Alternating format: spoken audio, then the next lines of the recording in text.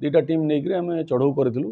ଆଉ ସେ ଜାଗା ଉପରୁ ଆମେ 6,40,605 ଟଙ୍କା 27ଟା ମୋବାଇଲ ଆଉ 5ଟା ଫୋର୍ ହ୍ୱିଲର ଆଉ ଟୋଟାଲ 26 ଜଣ ଲୋକ ଆମେ ସେ କେସ୍ରେ ଗିରଫ କରିଛୁ। ଆଜି ସେମାନଙ୍କୁ କୋର୍ଟ ଫରୱାର୍ଡ କରୁଛୁ। ଚାଲିଥିଲା ଜୁଆ ଖେଳ, ମାଡ଼ି ବସିଲା ବରଗଡ଼ ପୋଲିସ। ତେବେ ବରଗଡ଼ ପୋଲିସକୁ ମିଳିଛି ବଡ଼ ସଫଳତା। ଜୁଆ ଖେଳ ଉପରେ ଚଢ଼ାଉ କରିଛି ଏବଂ ଅଭିଯୁକ୍ତମାନେ କେଉଁ କେଉଁ ଜାଗାର ଥିଲେ, କିଭଳି ସେମାନେ ଜୁଆ ଖେଳୁଥିଲେ, କେଉଁ ଜାଗାରେ ଖେଳୁଥିଲେ, ଅଧିକ ଆଲୋଚନା କରିବା। ଆମ ସହିତ ବରଗଡ଼ SDPO ଯୋଡ଼ି ହୋଇଛନ୍ତି। ଆଜ୍ଞା, କ'ଣ କହିବେ? ବରଗଡ଼ ପୋଲିସକୁ ଆଜି ଏକ ବଡ଼ ଧରଣର ସଫଳତା ମିଳିଛି। ଜୁଆ ଖେଳ ଉପରେ ଆପଣ ଚଢ଼ାଉ କରିଛନ୍ତି।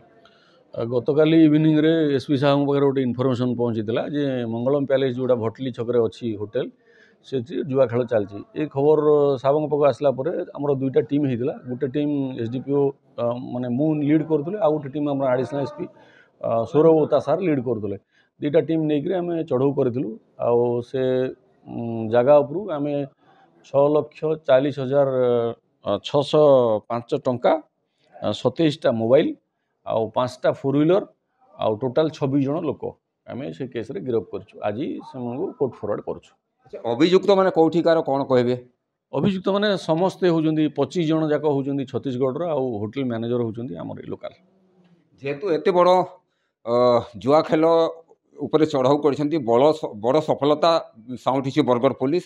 ତେବେ କିଭଳି ଭାବରେ ଆପଣ ସୂଚନା ପାଇଲେ ଏବଂ ଏମାନଙ୍କୁ ଗିରଫ କଲେ?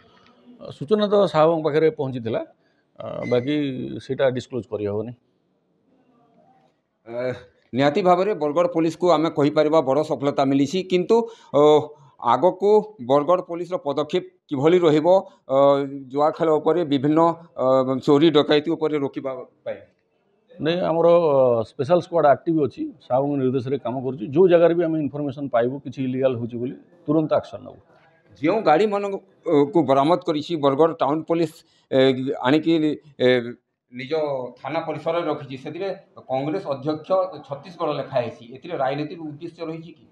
ସେଇଟା ଅଣ୍ଡର ଇନଭେଷ୍ଟିଗେସନ୍ ଅଛି, ଆମେ ଭେରିଫାଏ କରିବୁ।